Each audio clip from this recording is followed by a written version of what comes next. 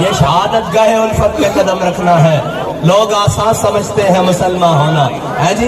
مسلمان جرنیل توسن حضرت عمر بن مادی کرب 86 سال دی عمر جنگ یرموک کے جا پہنچے. 86 سال دی عمر جنگ یرموک کے جا پہنچے. صحابہ کہتے ہیں جناب تاریخ کہتی ہے اتنا بڑا دیو ہیکل, ایک رومی سردار آیا, پہلوان آیا, سپہ سالار آیا, وہ باہر نکل کے انہیں مبادرت واسطے چیلنج کیتا. انہیں کہ ہے کوئی میرا مقابلہ کرنے والا؟ کہ حضرت عمر بن مادی کرب 86 سال دی عمر وچ چھاڑ مار کے جناب اندر میدان چ آ گئے. اقبال کہتا قوت سلطان و امیر از لا الہ اور حیبت مرد فقیر از لا الہ. حضرت عمر بن مادی کرب نے اس رومی سپہ سالار کے جناب گھوڑے دی جناب دم نہ اپنے ہاتھ لپیٹ کے لتا اڑا کے کیا فرمایا جنگ بات ہوئے گی, جنے دا پتر ہے تینوں ہلا کے بکھا. ہاں جی اینو جنے دا پتر ہے تینوں توڑ کے بکھا.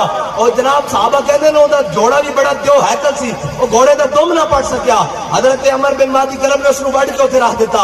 اور حضرت عمر بن مادی کرب ہوون کہ جنہاں تے تلوار دا بڑا شورا سی, حضرت فاروق اعظم نے انہاں نو خط لکھیا, فرمایا عمر بن مادی کرب تیری تلوار بڑا کاٹ کر دی, اس نو میرے کو بھیج. حضرت عمر نے حضرت عمر بن مادی کرب کی تلوار مدینہ پاک میں منگا لی. جب سامنے آئی نا کہ حضرت عمر نے ایک مجاہد دے کے بھیجا, فرمایا جاؤ ذرا چیک کر کے آؤ. وہ گیا کسی جناب جنگ شریک ہوئے, واپس آئے. حضرت عمر نے پوچھا دسو تلوار کیسی؟ انہوں نے کہا جناب تلوار بس گزارا لے کے ٹھیک کر دی, لیکن جتنا شورا سی, جتنا چرچا سی, جتنے جناب چرچے سن اتنے کاٹ نہیں کر دی. حضرت فاروق اعظم نے خط لے کے حضرت عمر بن مادی کرب نے فرمایا عمر بن مادی کرب تیری تلوار دا جتنا چرچے سنے سن اتنی کاٹ نہیں کر دی. حضرت عمر بن مادی کرب نے حضرت فاروق اعظم نے کی لکھیا, فرمایا عمر بن اے امیر المومنین عمر بن مادی کرب نے تلوار بھیجی نالو ہاتھ نہیں نہ بھیجا, ہاتھ تلوار کٹ کرتا سی.